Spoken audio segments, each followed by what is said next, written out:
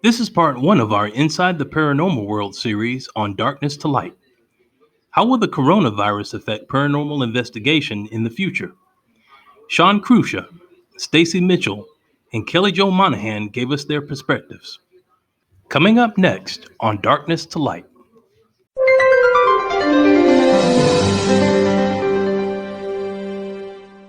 A really cool situation where a male spirit was playing poker with us in the poker room of the St. James Hotel in Cimarron, New Mexico.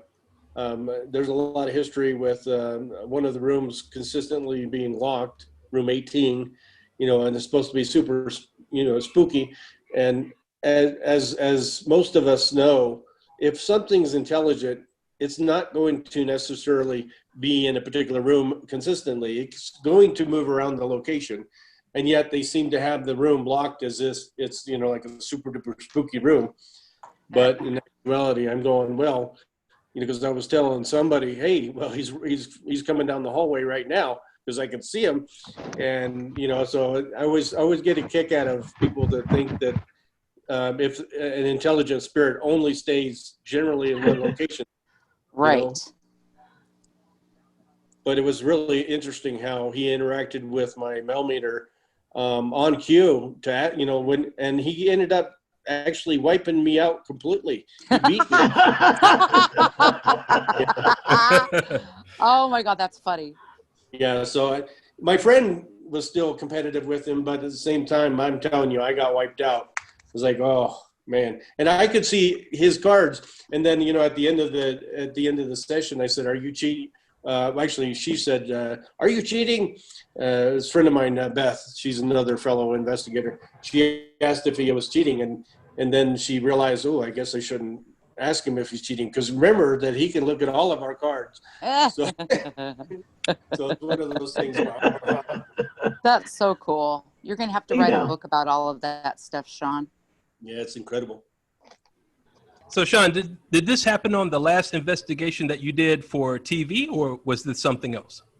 Oh, this is on Cimarron, New Mexico. But the thing is, the reason I brought it up is because a friend of mine just did a podcast, and she submitted to, I don't know the name of the other podcast, and it was neat to kind of get an extra, bit of information, because they went into the history of the St. James and so forth.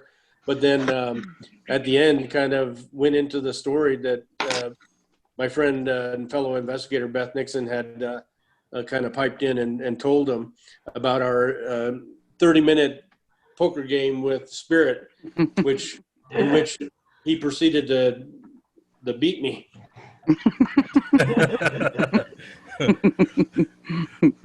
Okay.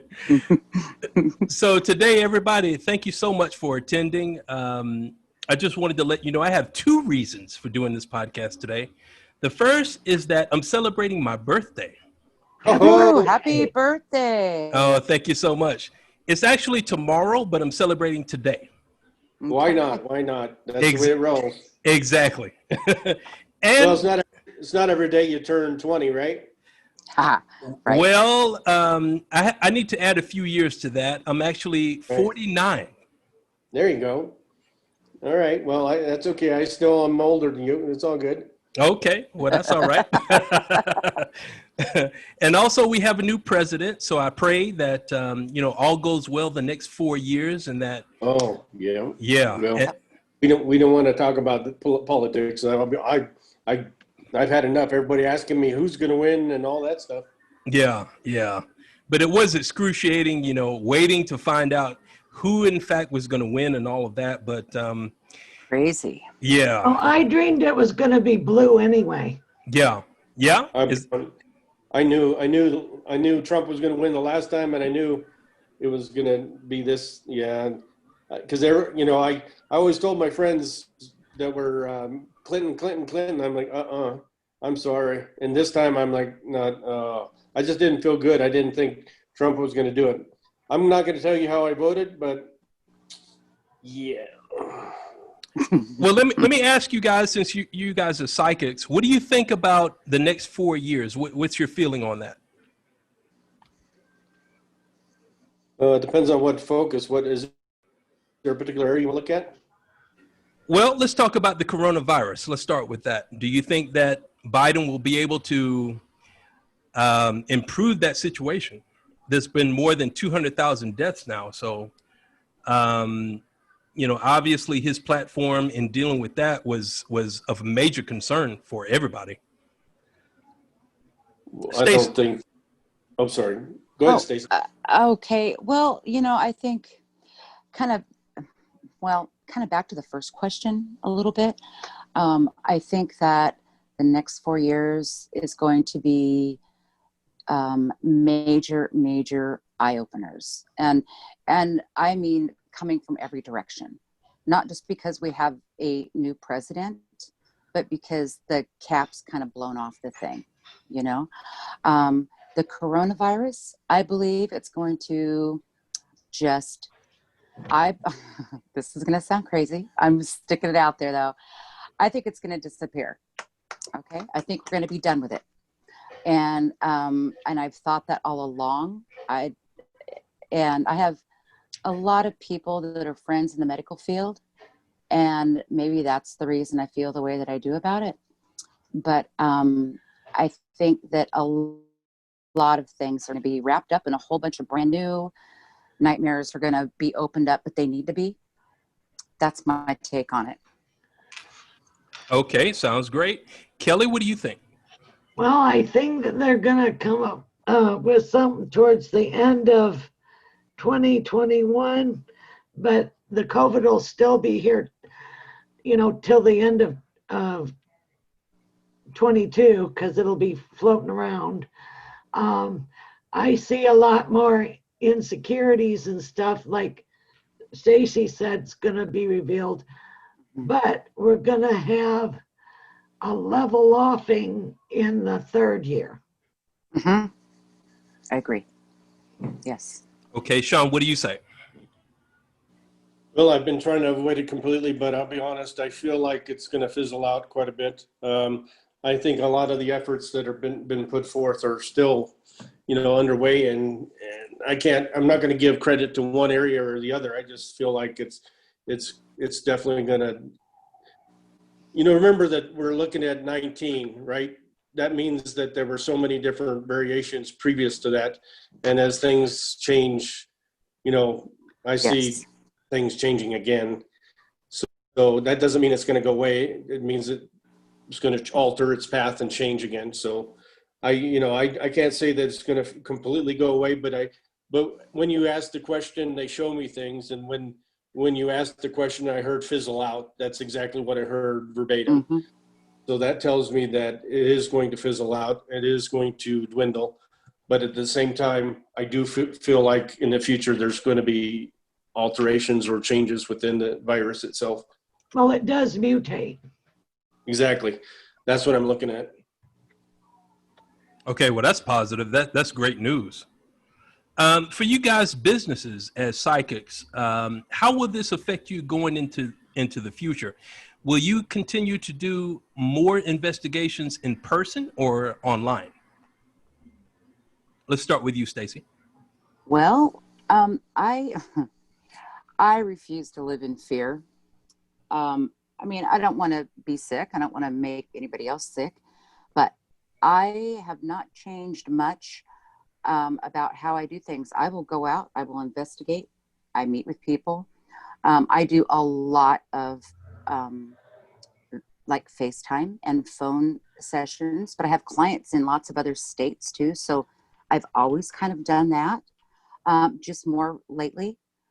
But as far as like events, that part of what we do has been locked down. So we've lost that, which is huge. I like to be around people and feel the energy and do group things. And so that's been big. But as far as the way that I do things, I just refuse to be in fear. I am just trying to live my life as close to normal as I can and still be respectful of everybody else's, the way that they feel, and just try to, one foot in front of the other, really. Okay, great. Kelly? Well, like she said, I'm careful, because of, the virus, but I haven't changed that much. I still do, my phone work, and, you know, I help a lot of people that way. That hasn't changed at all. So, Sounds good. And Sean.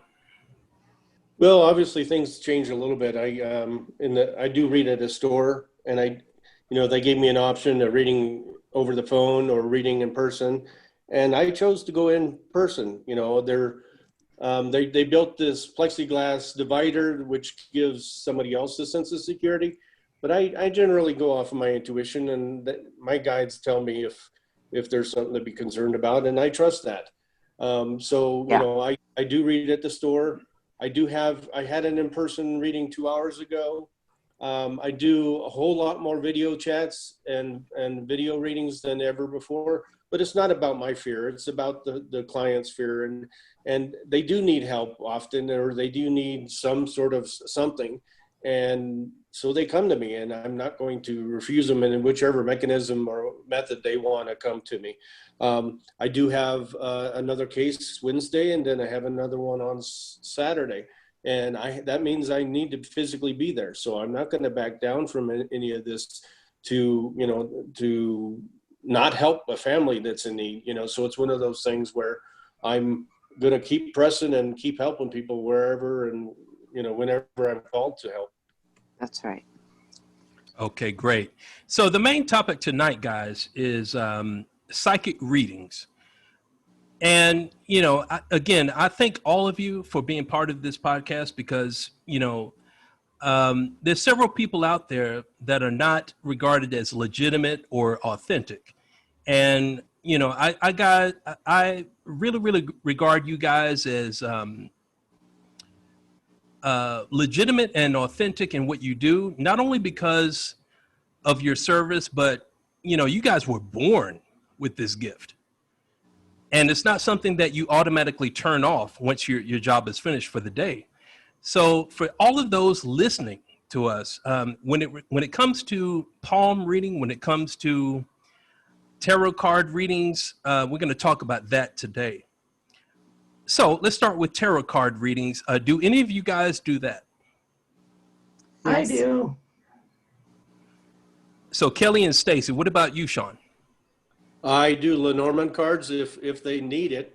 Most of the time I don't need it, but some people are visual, so they prefer to see something. So I back up with what I tell them through the cards and explain it to them. And I tell them first, and then it shows in the cards, Right. and I'm like, well, there it Yes. is.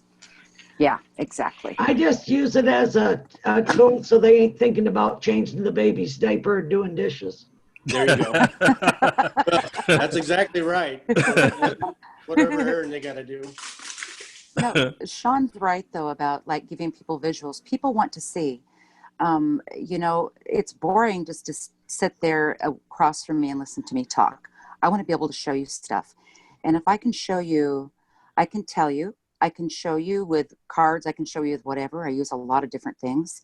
But if I can make those layers, all those layers of validation, people, they like that, and it makes them feel more comfortable. And it works well with people.